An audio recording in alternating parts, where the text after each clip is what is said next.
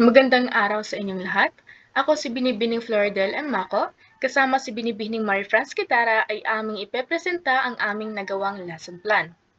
Ang aming lesson plan ay para sa ikapitong baitang Pangkat Gumamela ng Santa Maria National High School.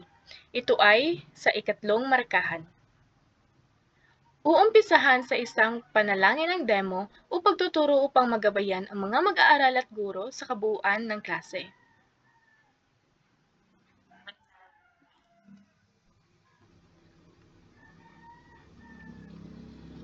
Ito naman ay susundan ng attendance na kung saan imo-monitor ng guro kung meron bang mga lumipan sa klase o wala. Pagkatapos ng attendance, ay naririto ang mga alituntunin sa klase. Upang madaling maalala ng mga mag-aaral ang mga gabay sa kabuuan ng klase, ay tatandaan lamang nila ang salitang balita na kung saan ang bawat letra ay mayroon itong kahulugan. B. Bumati ng magalang sa guro at mag-aaral sa pagsisimula ng klase. A. Alamin at unawain ang aralin upang maging handa sa anumang gawain. L. Laging makinig ng mabuti at huwag magsalita habang may nagsasalita. I. Ipakita ang pagiging responsable sa bawat tungkulin at gawain. T. Tumutok sa pagkatuto at iwasan ang anumang sagabal sa pag-aaral. At A. Abutin ang pangarap sa pamamagitan ng sipag, tiyaga at positibong pananaw. Pagkatapos ng alituntunin, susunod naman na ipapasa ng mga mag-aaral ang kanilang ginawang takdang aralin na naibigay sa kanila noong nakaraang pagtatalakay. At susunod naman sa takdang aralin ay ang pagbabalik-aral. Ito ay nagbibigay ng patunay na may natutunan at natatandaan talaga ang mga mag-aaral sa naging talakayan noong nakaraan. Sa parte naman ng pagganyak, magkakaroon ng isang aktibidad ang mga mag-aaral na tinatawag na Guess Who. Sa gawaing ito, huhulaan ng mga mag-aaral kung sinong tagapagbalita ang nagsasalita sa pamamagitan ng pakikinig nila sa presentasyon. Narito ang kanilang mga huhulaan. Hoy! Gising! Ang linya na ito ay linya ni Ted Filon. Hindi namin kayo tatantana. Ito naman ay para kay Mike Enriquez. Magandang gabi bayan! At ito naman ay Nolly De Castro. Handa na ba kayo? Karina Sanchez.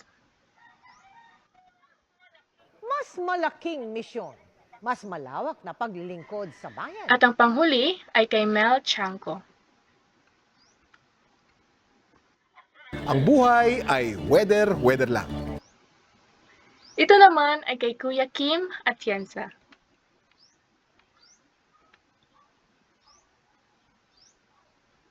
Ayan.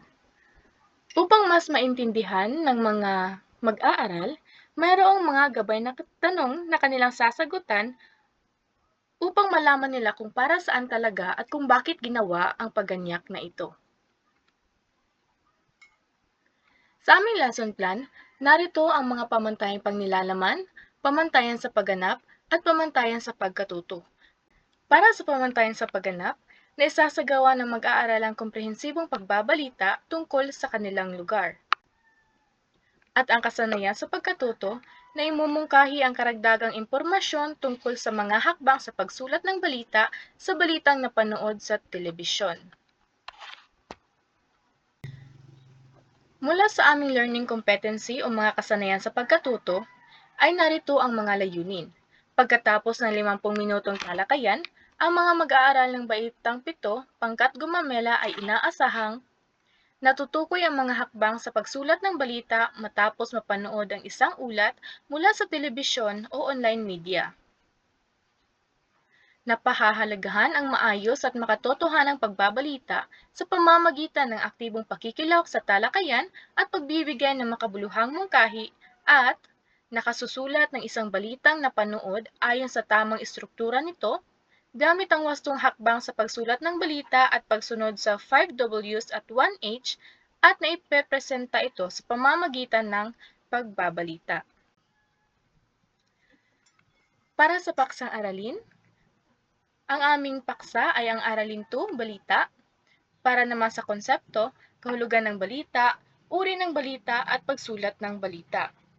Para sa pagpapahalaga o values, mapahahalagahan ang kahalagahan ng pagiging mapanuri at responsable sa pagbabahagi ng impormasyon. Ang mga kasanayan o skills na magagamit ay ang pagsasalita, pakikinig, panunood, pagbasa, at pagsulat. Ang aming paksa ay ibinatay sa pinagyamang ploma 7 ni Elma M. Dayag et al. Kagamitan, ang laptop, video clip or PowerPoint presentation, speaker, Mentimeter, at Kahoot. Para sa integrasyon, una ang Ingles sapagkat mayroon ding paksang pagbabalita sa asignaturang Ingles. At araling panlipunan naman dahil sumasaklaw ang pagbabalita sa mga isyong panlipunan na nagaganap sa paligid, maaari itong sa ekonomiya at marami pang iba. Para sa pagtatalakay, dito na namin inilahad ang lahat ng konsepto na pumapaloob sa paksang balita. Sa aming lesson plan, nakasulat lahat ng kung ano ang naririto sa aming presentasyon. Narito ang kahulugan ng balita. Mga uri ng balita. Balitang panlokal, balitang pambansa, balitang pandaigdig, balitang pang-edukasyon, balitang pampulitika, balitang pampalakasan,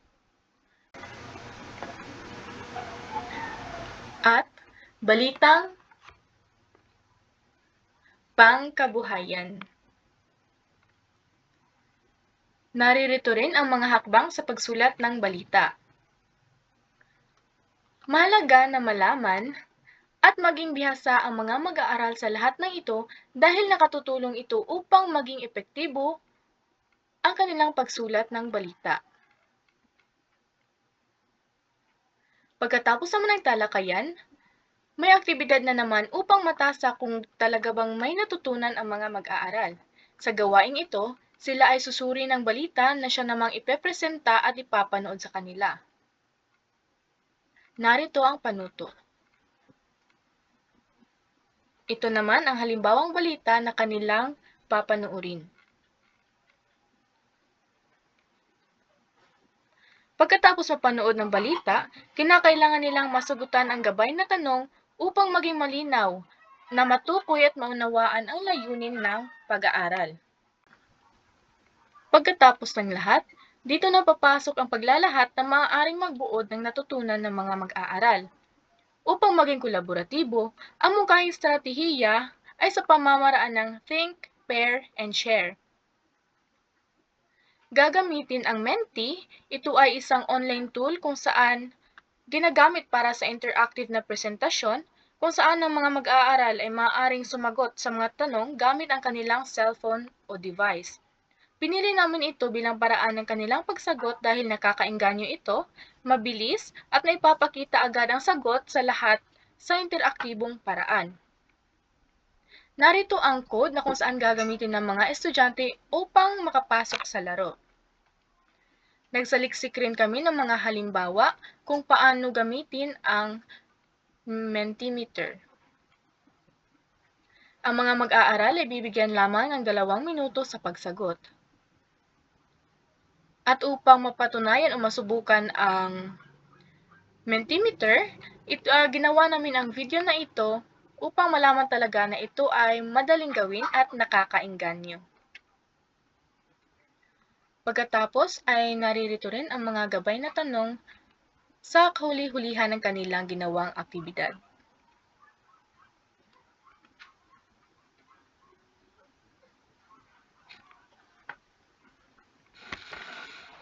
Ngayon ay dumako naman tayo sa sa isa pang estratehiya na paglalapat. Ang stratehiya ng paglalapat sa banghay-aralin para sa paksang balita ay masusing idinisenyo upang maging makabuluhan, interaktibo at nakasentro sa aktwal na karanasan ng mga mag-aaral sa konteksto ng kasalukuyang media. Ito ay batay sa pamantayang pampagkatuto na kung saan inaasahan na ang mga mag-aaral ay naimumungkahi ang karagdagang impormasyon tungkol sa mga hakbang sa pagsulat ng balita batay sa napanood na ulat sa telebisyon. Natutukoy ang mga hakbang sa pagsulat ng balita matapos mapanood ang isang ulat mula sa telebisyon o online media. Ang pagpapangkat-pangkat sa apat at pagbabahagi ng mga napanood o napakinggang balita ay nagbibigay daan upang muling balikan at suriin ng mga mag-aaral ang aktwal na anyo at nilalaman ng isang balita.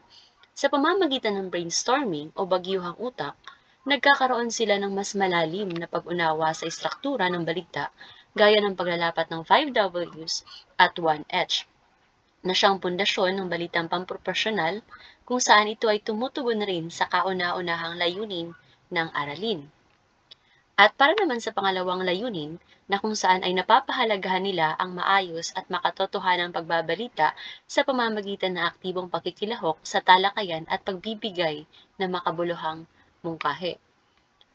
Ang pagbabahagi ng sariling napanood na balita sa loob ng grupo ay nagbubukas ng espasyo para sa talakayan.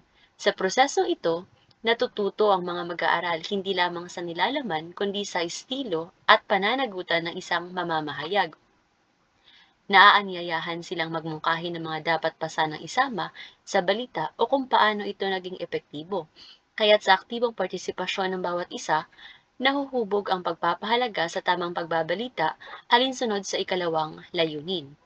At para naman sa ikatlong layunin, na kung saan ay nakasusulat sila ng isang balitang napanood ayon sa tamang struktura nito gamit ang wastong hakbang sa pagsulat ng balita at pagsunod sa 5 Ws at 1 H at naiprepresenta ito sa pamamagitan ng pagbabalita. Ang aktwal na pagsulat ng buod ng balita sa loob ng grupo batay sa paksang nakuha kung saan narito ang mga paksang pagpipilian ng mga mag-aaral, ang edukasyon, politika, sports at ekonomiya. Ang mga paksang ito ay nagsisilbing praktikal na aplikasyon ng teorya ng pagsulat ng balita. Ang pagtatanghal ng kanilang balita sa loob ng 3 minuto ay humuhubog naman sa kasanayan sa oral reporting at news delivery na mahigpit na kaakibat ng larangang ito. Sa ganitong paraan, natutuhan ng mga mag-aaral hindi lang kung paano magsulat ng balita kundi pati na rin kung paano ito maipapahayag sa isang paraang malinaw, maayos at kapani-paniwala tugma sa ikatlong layunin.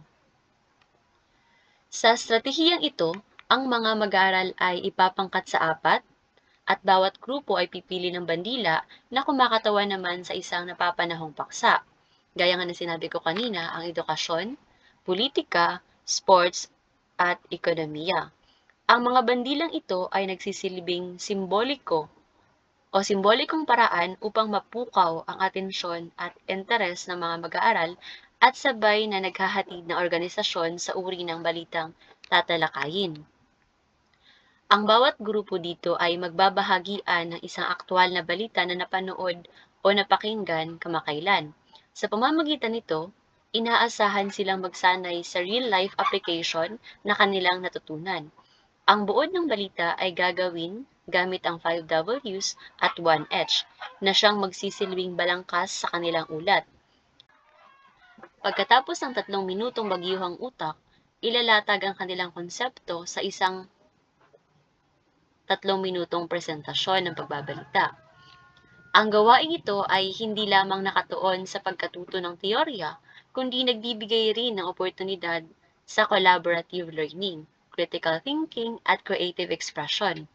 Ito ay isang performance task kung saan nagtutulay sa pagitan ng pag-unawa sa balita at praktikal na pagsasanay sa pagbabalita, na lubos na makakatulong sa mga mag-aaral bilang mga makalidad at responsable na tagapagbalita ng impormasyon sa hinaharap.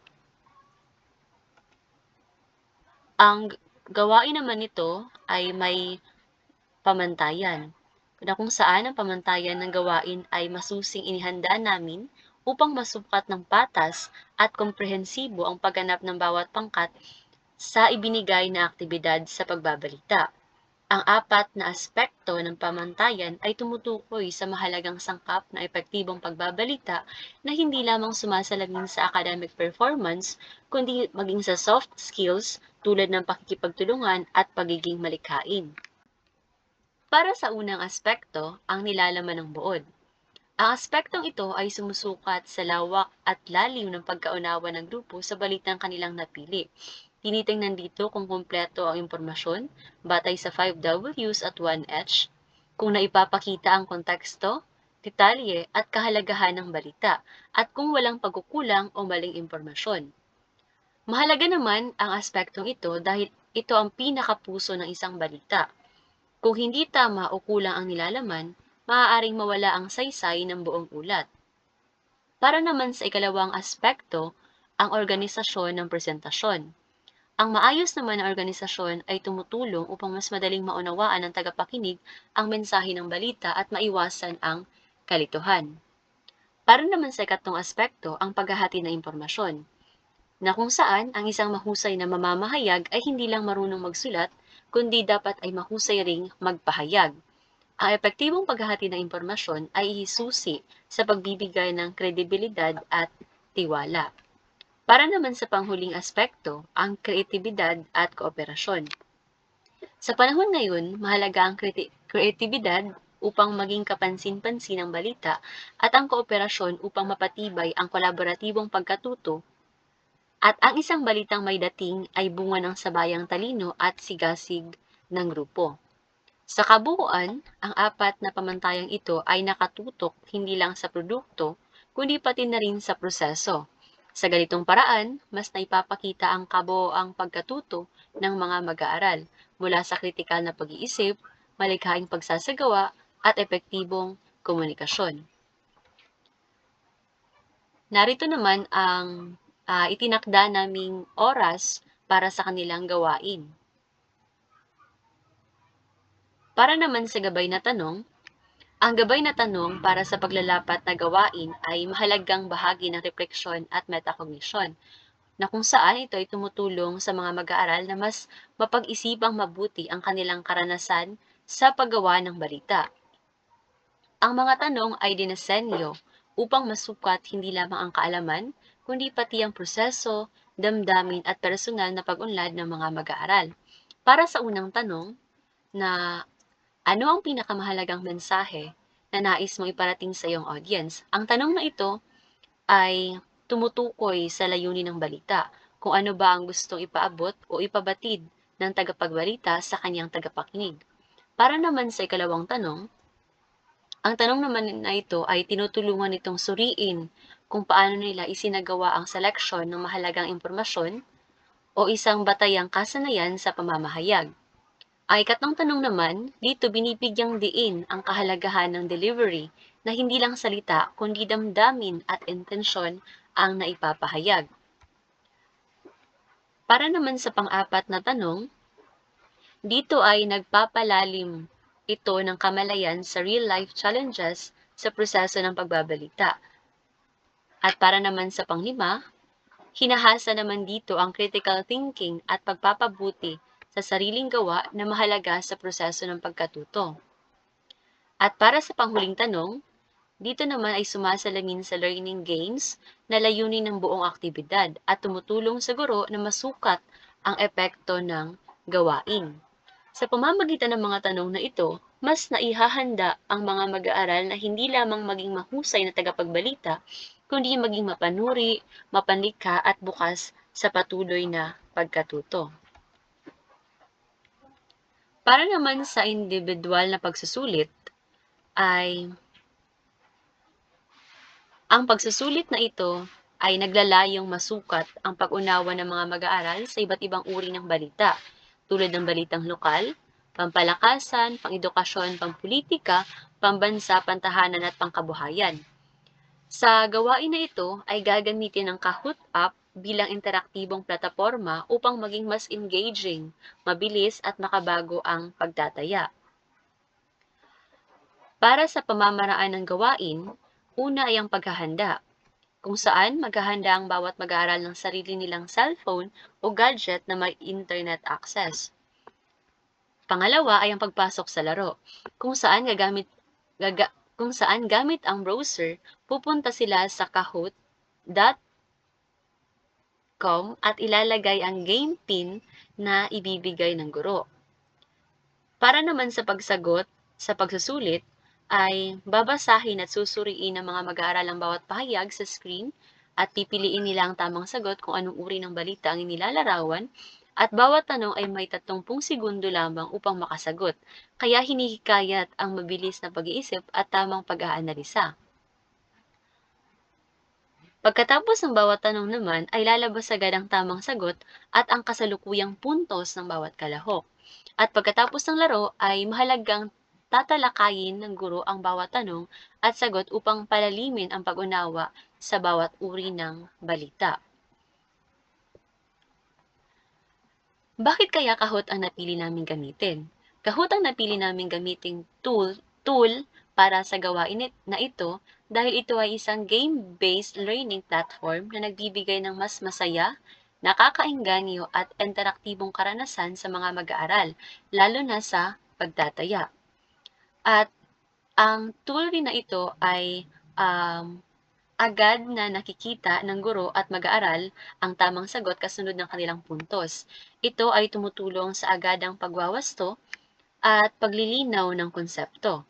At ang larong format ng Kahoot naman ay nagpapaaktibo sa mga mag-aaral, ginagawang hindi nakaka-boring ang pagsusulit at hinihikayat ang kompetisyon at kooperasyon. Sa laro rin na ito, kahit ang mga mahiyain o hindi pala sagot sa klase ay nagkakaroon ng pagkakataong makilahok ng komportable gamit ang kanilang gadget. At sa isang aktibidad lamang, mabilis na nakukuha ang performance data ng klase.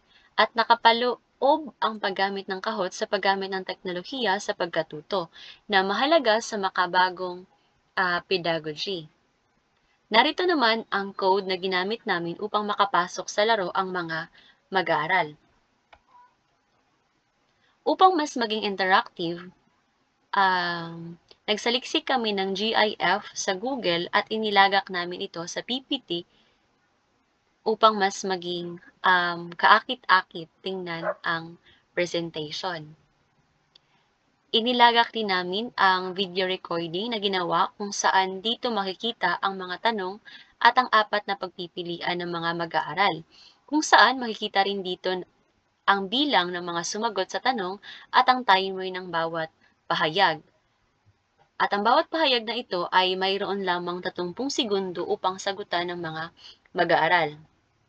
Sa kabuuan, ang estratehiyang ito ay hindi lamang epektibo sa pagtataya, kundi nagsisilbi ring masayang paraan ng pagkatuto habang hinihikayat ang analytical na pag-iisip, mabilis na desisyon at aktibong partisipasyon ng mga mag-aaral.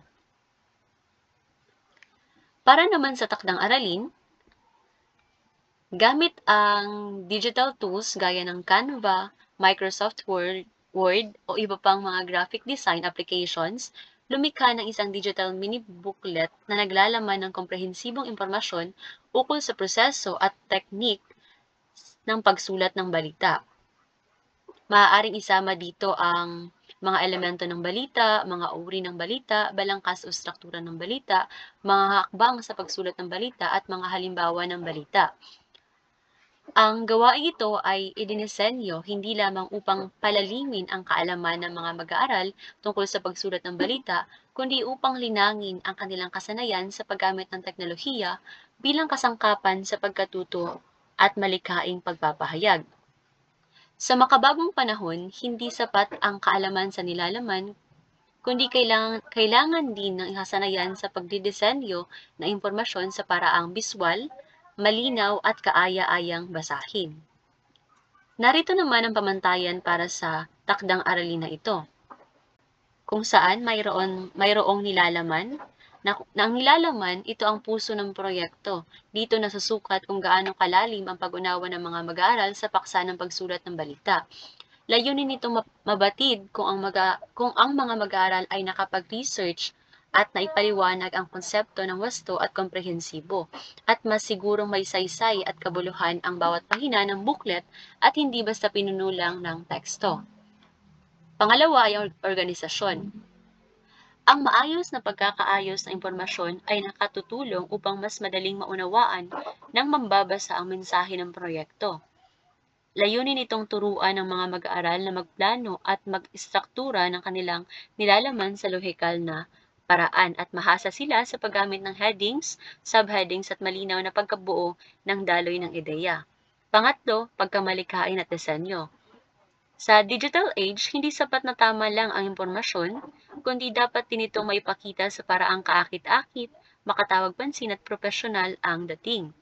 Layunin nitong hikayatin ng mga mag-aaral na ipahayag ang kanilang natutunan sa malikhaing paraan at tinangin ang kanilang visual literacy at appreciation sa layout, color harmony at graphic elements. Para naman sa pang-apat, ang wika at gramatika. Ang wasto at malinaw na paggamit ng wika ay nagpapakita ng paggalang sa mambabasa at pagiging mahusay sa komunikasyon. Layunin nitong pagsasanayin ang mga mag-aaral sa tamang gamit ng wika sa formal na konteksto at paunlarin ang kanilang kakayahan sa pagsulat na may disiplina sa balarila, baybay at struktura ng pangungusap. Para naman sa panghuli, ang paggamit ng digital tools o apps. Ito naman ay kasanayang 21st century, isang praktikal na kakayahan sa edukasyon at sa hinaharap na propesyon ng mag-aaral. Layunin nitong maipakita ng mga mag-aaral ang pagiging bihasa sa paggamit ng teknolohiya upang magdisenyo at makipagkomunika at mahubog ang kanilang digital confidence at pagiging responsable sa paggamit ng online tools. Sa kabuuan, ang pamantayang ito ay hindi lamang para i-grade ang proyekto, kundi upang gabayan ang mga mag-aaral na gumawa ng isang makabuluhan, malinaw at makabago at kapaki-pakinabang na output. At yun lamang po ang aming pagtatalakay para sa aming inihandang banghay aralin at presentation.